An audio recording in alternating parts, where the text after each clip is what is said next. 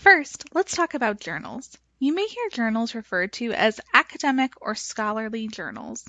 This is where those academic articles that your instructor wants you to use as sources in your assignments are published in. So, what makes journals such credible sources? Journals are usually geared towards a specific subject. Some examples of journals include Welding Journal, Science, New England Journal of Medicine, Culinary Arts, and the Journal of Radiation Protection. As you may have noticed, journals can be so hyper-specific to one small part of a subject area. The articles that are found in journals are written by experts for other experts to read. This is important to note for a few reasons. First, since the articles are all written by experts, it means that these articles were written by people who have an authoritative voice in their field.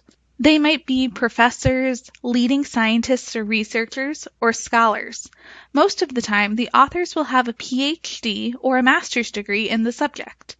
Because of this, it is important to realize that the authors are going to make the assumption that their readers already have an understanding of the subject matter. This does not mean that because you are a student, you are not capable of reading an academic journal article at all, because you are, but you might need to do some background research in a reference source before you are ready to jump into reading a journal article.